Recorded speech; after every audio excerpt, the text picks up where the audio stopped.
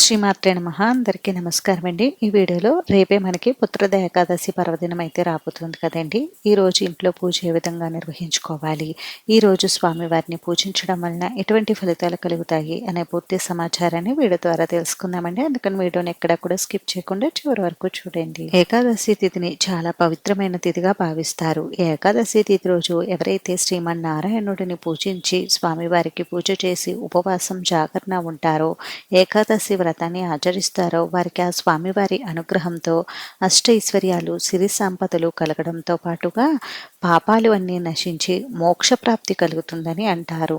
అంతటి పరమ పవిత్రమైనటువంటి ఈ ఏకాదశి తిథి మాసానికి 2 చొప్పున సంవత్సరానికి 24 ఏకాదశి తిథులు వస్తాయి. అదే అధిక మాసం ఉన్న సంవత్సరం అయితే మనకి 26 ఏకాదశి తిథులు వస్తాయి. చాలామంది సంవత్సరంలో వచ్చే 24 ఏకాదశుల్లో కూడా ఏకాదశి వ్రతాన్ని ఆచరిస్తారు. అయితే అందరూ కూడా 24 ఏకాదశులకి ఏకాదశి వ్రతాన్ని ఆచరించలేరు కదండి. అటువంటి వారు సంవత్సరంలో వచ్చే కొన్ని ముఖ్యమైన ఏకాదశి తిథుల్లో పూజాది కార్యక్రమాలు, ఉపవాసం జాగరణ లాంటివి ఉంటారు. అందులో ముఖ్యమైనవి తొలి ఏకాదశి, ముక్కోటి ఏకాదశి పర్వదినాలు. అయితే ప్రతి మాసంలో వచ్చే ఒక్కొక్క ఏకాదశికి ఒక్కొక్క విశిష్టత ఉంటుంది. ఇప్పుడు ఈ శ్రావణ మాసంలో వచ్చేటటువంటి పుత్రద ఏకాదశికి కూడా ఒక విశేషత ఉంది. ఈ శ్రావణ మాసంలో శుక్లపక్షంలో వచ్చేటటువంటి ఏకాదశిని పుత్రద ఏకాదశి లేదా పవిత్రోపణ ఏకాదశి అని కూడా పిలుస్తారు. పుత్రద ఏకాదశి అనే పేర్లోనే ఉంది ఈ ఏకాదశి యొక్క విశిష్టత ఏమిటి అనేది. చాలా మందికి సంతానం లేక బాధపడుతూ ఉంటారు. సంతానం ఉన్నా కూడా చాలా మందికి మగ సంతానం లేక బాధపడుతూ ఉంటారు. అటువంటి వారు ఎవరైనా, అంటే సంతానం లేక కానీ మాకు మగ సంతానం కావాలని కోరుకునేవారు కానీ ఈ రోజు ఎవరైతే అత్యంత భక్తి శ్రద్ధలతో స్వామివారిని అర్చిస్తారో వారికి తప్పకుండా సంతాన ప్రాప్తి, మగ సంతాన ప్రాప్తి ఉంటుందని అంటారు. సాక్షాత్తు శ్రీకృష్ణ పరమాత్మే ధర్మరాజుకు ఈ ఏకాదశి విశిష్టత గురించి వివరించినట్లుగా మనకి పురాణాలు చెప్తున్నాయి. మరి ఇంత పరమ పవిత్రమైనటువంటి ఈ పుత్రద ఏకాదశి మనకి 2026లో ఎప్పుడొచ్చింది అని అంటే ఆగస్టు 23 ఆదివారం వచ్చిందండి. ఈ రోజు సూర్యోదయానికి పూర్వమైన నిద్ర లేచి ఇంటిని శుభ్రపరచుకుని తలస్నానం ఆచరించి ముందుగా గడపను పసుపు కుంకుమలతో అలంకరించి నిత్య పూజ పూర్తి చేసుకుని అప్పుడు తులసి పూజ కూడా పూర్తి చేసుకుని స్వామివారికి పూజ చేసుకోవాలి. స్వామివారికి పూజ ప్రత్యేకంగా పీఠం ఏర్పాటు చేసి చేసుకోవాలనుకుంటే మీరు నిత్య పూజ, తులసి పూజ అయిన తర్వాత స్వామివారికి వ్రతం చేసుకోవచ్చు. లేదండి మేము పూజా మందిరంలోనే స్వామివారికి పూజ చేసుకుంటాం అనుకుంటే పూజా మందిరంలో ఉన్న గణపతి పూజ పూర్తయిన తర్వాత స్వామివారిని షోడశోపచారాలతో పూజించుకుని తదనంతరం మనం తులసి పూజ నిర్వహించుకోవచ్చు. స్వామికి పూజ పూజా మందిరంలోనైనా నిర్వహించుకోవచ్చండి. లేదంటే ప్రత్యేకంగా పీఠం ఏర్పాటు చేసుకుని చేసుకోవచ్చు. ప్రత్యేకంగా పీఠం ఏర్పాటు చేసేవారు పీఠం ఏర్పాటు చేసే చోట ముందుగా శుభ్రం చేసి పసుపుతో అలికి బియ్య పిండితో ముగ్గు పెట్టుకుని ఇప్పుడు ఒక పీట తీసుకుని పీటకు కూడా పసుపు రాసి బియ్య పిండి కుంకుమతో బొట్లు పెట్టుకుని ఆ పీట పైన ఏదైనా ఒక వస్త్రాన్ని పరిచి ఆ వస్త్రం పైన 3 గుప్పిల వరకు బియ్యం ఉంచి బియ్యం పైన కొద్దిగా పసుపు కుంకుమలు ఉంచాలి. ఏకాదశి రోజు విష్ణుమూర్తిని పూజించాలండి. కాబట్టి మీరు పూజలో విష్ణుమూర్తికి సంబంధించినటువంటి ఏ దైవం చిత్రపటమైనా పూజలో పెట్టుకోవచ్చు. శ్రీరాముడు, వెంకటేశ్వర స్వామి, లక్ష్మీనారాయణ ఫోటో ఇలా ఎవరి ఫోటో అయినా పెట్టుకోవచ్చు. లేదు అంటే మీ దగ్గర స్వామివారి విగ్రహం ఉన్న పూజలో చక్కగా పెట్టుకుని పూజ చేసుకోవచ్చు. నేనైతే ఇక్కడ వెంకటేశ్వర స్వామివారి చిత్రపటాన్ని గంధం కుంకుమ బొట్లతో అలంకరించుకుని పూజలో ఏర్పాటు చేసుకున్నాను. మీ దగ్గర విగ్రహం ఉన్న ఫోటో ఉన్న పూజలో ఏర్పాటు చేసుకోండి. అలాగే నా దగ్గర స్వామివారి విగ్రహం కూడా ఉందండి, అది కూడా నేను పూజలో పెట్టుకుంటాను. ఇలా స్వామివారిని మీ దగ్గర ఉన్నటువంటి పువ్వులతోటి, పువ్వుల మాలలతోటి అందంగా అలంకరించండి. ఈరోజు తప్పకుండా స్వామివారికి తులసి మాల సమర్పించండి. మాల లేకపోతే కొన్ని తులసి దళాలైనా స్వామివారికి సమర్పించవచ్చు. స్వామివారితో పాటు అమ్మవారికి కూడా పూజ చేసుకుంటే చాలా మంచిదండి. అందుకని మీ దగ్గర స్వామి అమ్మవార్ల విగ్రహాలు ఉంటే పూజలు పెట్టుకుని పూజ చేసుకోండి. పూజా మందిరంలో ఎలాగో స్వామి అమ్మవార్లు పక్కపక్కనే ఉంటారు కాబట్టి అమ్మవారికి కూడా పూజ చేసుకోండి. ముందుగా స్వామివారికి పూజ చేసి ఆ తర్వాత అమ్మవారికి పూజ చేయాలి. ముందుగా గణపతిని పూజించాలి కదండి. కాబట్టి పూజలో తప్పకుండా గణపతిని కూడా ఏర్పాటు చేసుకోండి. దీపారాధన కోసం దీపారాధన కుందులు కూడా సిద్ధం చేసుకోండి. ఈ రోజు పూజలో ఎన్ని దీపాలైనా పెట్టుకోవచ్చు. దీపారాధన కోసం ఆవు నెయ్యి కానీ నువ్వుల నూనె కానీ ఉపయోగించండి. స్వామివారి పూజ అంటే పిండి దీపారాధన చేస్తూ ఉంటాం కదా, మీరు పూజలో ఎన్ని పిండి దీపాలైనా ఏర్పాటు చేసుకోవచ్చు. 1, 3, 5, 7 ఇలా ఈ సంఖ్యలో ఎన్ని దీపాలైనా ఏర్పాటు చేసుకోవచ్చు. స్వామివారికి పూజ చేస్తున్నప్పుడు పూజలో ఇలా స్వామివారి శంకుచక్ర నామాలు కూడా పిండితో వేసుకోండి. ఇలా పూజ కోసం అన్ని సిద్ధం చేసుకోండి. ఇప్పుడు ముందుగా దీపారాధన చేయాలి. దీపారాధన చేసి దీపానికి గంధం కుంకుమ బొట్లు అలంకరించి 2 అక్షంతల పుష్పాలు దీపం దగ్గర ఉంచి దీపలక్ష్మికి నమస్కారం చేసుకోవాలి. ఆ తర్వాత ఆచమనం చేసుకుని సంకల్పం చెప్పుకొని ఇప్పుడు పంచపాత్ర గ్లాసులో 2 అక్షంతల పుష్పాన్ని ఉంచి పుణ్యనదుల పేర్లన్నీ చెప్పుకొని ఆ నీటిని పూజా ద్రవ్యాలపైన మన శిరస్సు పైన చిలకరించుకోవాలి. ఇప్పుడు ముందుగా గణపతిని పూజించాలి. గణపతిని షోడశోపచారాలతో కానీ పంచోపచారాలతో కానీ పూజించాలి. పూజానంతరం స్వామివారికి ధూపదీప నైవేద్యాలు సమర్పించాలి. నైవేద్యంగా మీ దగ్గర ఏవి ఉన్నా స్వామివారికి నివేదించవచ్చు. స్వామివారికి పూజ చేసేటప్పుడు ఓం గం గణపతి నమః అని అనుకుంటూ పూజ చేయండి. ఇప్పుడు స్వామివారికి కర్పూర నీరాజనం సమర్పించి 2 అక్షంతల పుష్పాలు స్వామివారి పాదాల దగ్గర ఉంచి నమస్కారం చేసుకుని స్వామివారిని కదిలించి యథాస్థానంలో పెడుతున్నానని చెప్పి నమస్కారం చేసుకోండి. ఇంతటితో గణపతి పూజ పూర్తవుతుంది. ఇప్పుడు మనం లక్ష్మీనారాయణలకు పూజ చేయాలి.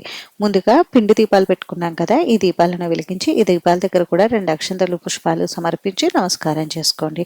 ఇప్పుడు స్వామివారికి అమ్మవారికి అభిషేకాది కార్యక్రమాలు నిర్వహించుకోవాలనుకుంటే పంచామృతాలతో కానీ ఆవు పాలతో కానీ అభిషేకం నిర్వహించుకోండి. అలాంటివి ఏమీ చేయమనుకుంటే ముందుగా 2 అక్షంతల పుష్పాలు తీసుకుని స్వామి అమ్మవార్లకు ఆహ్వానం పలికి ఆ తర్వాత స్వామి అమ్మవార్లను షోడశోపచారాలతో పూజించాలి. షోడశోపచార పూజ నిర్వహించడం రాదనుకునేవారు పంచోపచారాలతో పూజించవచ్చు.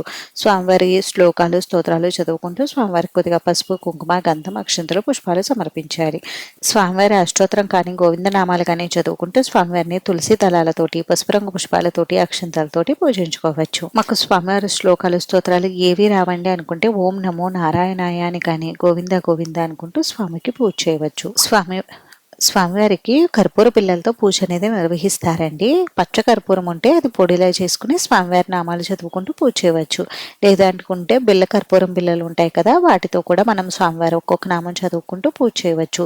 పూజ అంతా పూర్తయిన తర్వాత ఈ కర్పూరాన్ని మనం ఎప్పుడైనా స్వామివారి గుడికి వెళ్ళినప్పుడు అక్కడ హారతిగా వేయవచ్చు. లేదనుకుంటే ఈ కర్పూరాన్ని మన ఇంట్లో తులుసుకోట ఉంటుంది కదండి, అక్కడైనా మీరు హారతిలో ఇవ్వవచ్చు. లేదంటే ఇది మనం బీరువాలో పెట్టుకున్న ఈ పొడి మనకి బీరువా అంతా కూడా మంచి సువాసన వస్తుంది. స్వామివారికి ఇలా పూజ పూర్తయిన తర్వాత ఇప్పుడు అమ్మవారికి కూడా పూజ చేయాలండి. అమ్మవారిని కూడా షోడశోపచారాలతో కానీ పంచోపచారాలతో కానీ పూజించవచ్చు. అమ్మవారి శ్లోకాలు స్తోత్రాలు చదువుకుంటూ అమ్మవారికి కుంకుమార్చన నిర్వహించండి.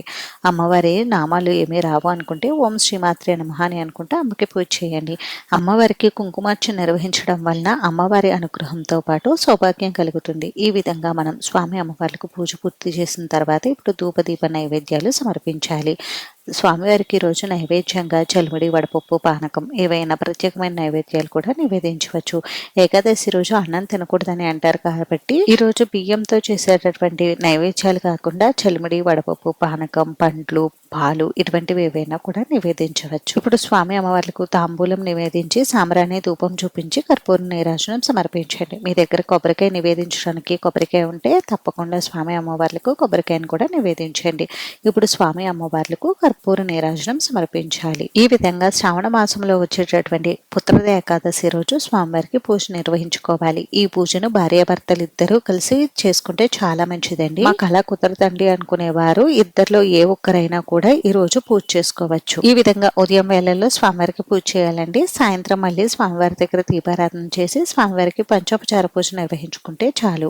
ఈ రోజు ఉపవాసం ఏ విధంగా ఉండాలి అని అంటే ఏమీ తినకుండా ఉండాలండి. అలా ఉండలేము అని అనుకుంటే మాత్రం పండ్లు పాలు తీసుకుంటూ ఉపవాసం ఉండవచ్చు. ఈ రోజు మీకు వీలు కుదిరితే తప్పకుండా విష్ణు సహస్రనామ పారాయణ చేయండి, చాలా మంచిది. విష్ణు సహస్రనామ పారాయణ చేయలేమనుకుంటే నేను ఇక్కడ డిస్ప్లే పైన ఇచ్చినటువంటి శ్లోకాన్ని 3 సార్లు పఠించండి. ఈ శ్లోకాన్ని 3 సార్లు పఠిస్తే విష్ణు సహస్రనామ పారాయణ చేసినంత ఫలితం దక్కుతుందని అంటారు. ఇప్పుడు 2 అక్షంతల పుష్పాలు తీసుకుని స్వామి అమ్మవార్ల పాదాల దగ్గర ఉంచి స్వామి అమ్మవార్లకు నమస్కారం చేసుకోండి. పూజలో ఏవైనా తప్పులు పొరపాట్లు చేసి ఉంటే క్షమించమని, అలానే మీ మనసులో ఉన్నటువంటి కోరికను స్వామి అమ్మవారికి విన్నవించండి. ఈ విధంగా మనం పుత్రద ఏకాదశి రోజు స్వామి వారికి పూజ నిర్వహించుకోవాలి. ఇంకా ఈ పూజాపీఠాన్ని ఎప్పుడు కదిలించాలి అని అంటే ద్వాదశి రోజు ఉదయం కూడా స్వామివారికి పూజ చేసి ఆ తర్వాత మాత్రమే మనం పూజాపీఠాన్ని కదిలించాలి. అంటే సోమవారం ఉదయం మళ్ళీ స్వామివారికి పూజ చేసి స్వామివారికి మహానైవేద్యం నివేదించి ఆ తర్వాత మాత్రమే మనం ఈ పూజాపీఠాన్ని కదిలించాలి. అలాగే మరుసటి రోజు ద్వాదశి గడియలు ఉండగానే మనం ఉపవాస దీక్షను విరమించాలి. ఉపవాస దీక్షను ఎలా విరమించాలి అని అంటే మనం స్వామివారికి పూజ అయిన తర్వాత స్వామివారి దేవాలయానికి వెళ్ళి అక్కడ తీర్థ ప్రసాదాలు స్వీకరించి ఉపవాస దీక్షను విరమించవచ్చు. గుడికి వెళ్ళలేము అనుకుంటే ఇంట్లోనే మీరు ఉపవాస దీక్షను విరమించవచ్చు అండి. ఉపవాసం ఎలా ఉండాలి అని అంటే ఏకాదశి వ్రతం అంటే 3 రోజులు రోజుల వ్రతం. దశమి రోజు రాత్రి నుండి ఉపవాసం ఉండాలి. దశమి రోజు ఏదైనా అల్పాహారం తీసుకుని ఏకాదశి రోజు పూర్తిగా ఉపవాసం ఉండి ద్వాదశి రోజు ఉపవాస దీక్షను విరమించవచ్చు. ద్వాదశి రోజు పూజ పూర్తయిన తర్వాత ద్వాదశి గడియలు ఉండగానే ఉపవాస దీక్షను విరమించాలండి. అప్పుడే ఏకాదశి వ్రతం చేసినటువంటి పూర్తి ఫలితం దక్కుతుంది. దశమి రోజు నుండి ద్వాదశి వరకు నాన్ వెజ్ లాంటివి, ఉల్లి వెల్లుల్లి లాంటివి తీసుకోకూడదు. ద్వాదశి రోజు పూజానంతరం బ్రాహ్మణులకు దక్షిణతో కూడినటువంటి స్వయంపాక దానం ఇస్తే మంచి ఫలితాలు కలుగుతాయి. ఈ విధంగా ఎవరైతే ఏకాదశి వ్రతాన్ని ఆచరిస్తారో వారికి తప్పకుండా సంతాన ప్రాప్తి కలుగుతుంది. అంతేనండి, చూసారు కదా. ఈ వీడియో మీకు నచ్చితే ప్లీజ్ లైక్ చేసి, షేర్ చేసి, సబ్స్క్రైబ్ చేసి